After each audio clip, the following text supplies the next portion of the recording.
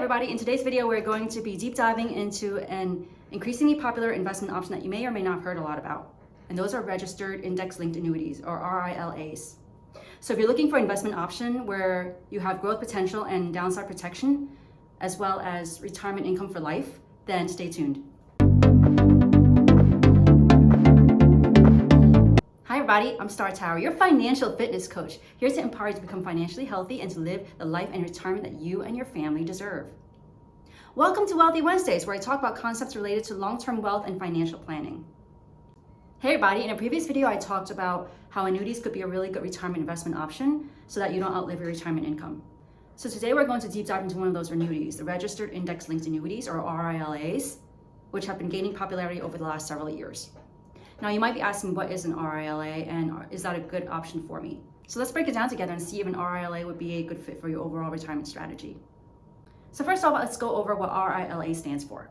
R stands for registered, meaning that it's a product that is registered with the SEC and it is a federally regulated security. I stands for index linked, meaning that its growth is tied to the performance of a stock market index such as the S&P 500 or the Russell 2000. And A stands for annuity, meaning that it's an annuity that shares characteristics with other types of annuity. For example, it's offered by a life insurance company and it generates tax-deferred growth. What are the characteristics of an RILA? As I mentioned previously, its growth is tied to the performance of the stock market index. Another characteristic is its growth potential and downside protection, which differentiates it from other types of annuities, and why it has gained popularity over the last several years. So with an RILA, you have limits to both your gains and losses. So an RILA limits losses by either a buffer or a floor.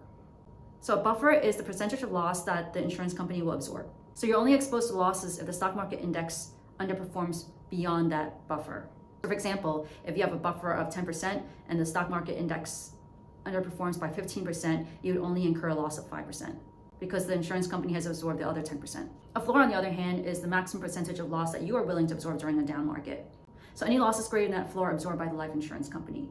So if you have a floor of 10% and the stock market index underperforms by 15%, you would only absorb a loss of 10% because the insurance company will absorb the rest of the loss beyond that 10%. However, you should keep in mind that if the stock market index only underperforms by 8%, you absorb that entire loss because you didn't reach your floor maximum.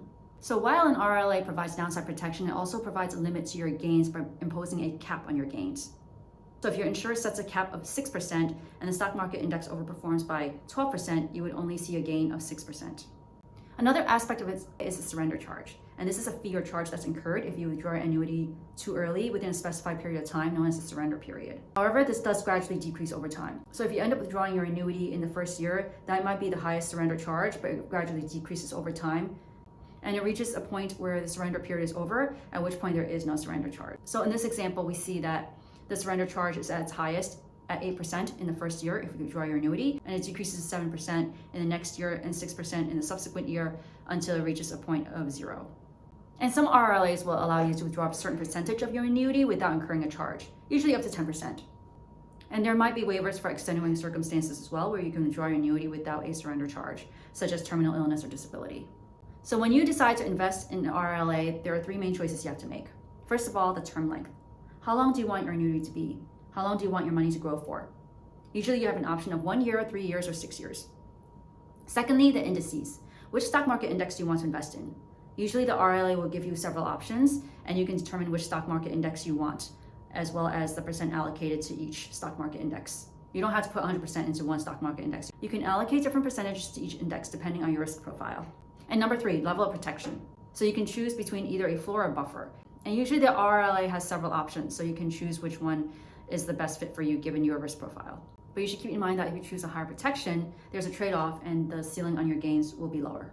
Of course, every investment has its pros and cons, including an RILA, so let's go over those really quickly. So the pros of an RILA are market-linked growth, downside protection, and tax-deferred growth. So first off, market-linked growth. An RILA allows you to grow your investment based on the performance of a stock market index, unlike a fixed annuity. Secondly, downside protection. The floor or buffer basically limits the amount of losses that you'll incur if there's a market downturn. Thirdly, tax-deferred growth. Just like other annuities, the RILA has tax-deferred growth, meaning that you don't pay taxes on it until you start withdrawing your funds during retirement. And now the cons. Limited upside potential, complexity, and early withdrawal charges. With the limited upside potential, there's a cap to the percentage of gains that you could benefit from if the stock market index overperforms beyond that cap. Regarding complexity, RILAs are not straightforward products, so you want to make sure that you fully understand the contract as well as the fees and costs associated with an RILA before you decide to invest in them. And finally, early withdrawal penalties. If you aren't in it for the long haul and you decide you want to withdraw your annuity early, you might incur penalties or charges before the surrender period is up. Also similar to IRAs, you might incur an additional charge if you withdraw funds before you turn 59 and a half. So an RILA might be a good investment for you if you fit one more of these categories. If you're a risk-conscious investor who's seeking a balance for their portfolio, meaning you're an individual who wants more market exposure and growth potential, but also downturn protection against risks and losses. Also, if you're a long-term planner, this might be a good option for you, meaning that you're in it for the long haul and you don't anticipate needing to withdraw any funds early. Also, if you're a tax-conscious investor, meaning that you're looking to take advantage of tax deferrals on earnings and not pay any taxes until you start withdrawing funds during retirement. And finally, if you think you'll outlive your retirement income, meaning that you don't think that you have enough invested in your other retirement accounts like your 401ks, your IRAs, etc. This will allow you to have a steady stream of income during your retirement. So just to wrap up, RILAs can be a very attractive option for those who are looking to tap into the stock market growth without fully exposing themselves to its risks. But like with any financial product, it's important to understand the details and how it fits in with your overall retirement strategy. So if you're considering an RILA, I would advise that you work with a financial advisor to determine whether this is a good fit for you.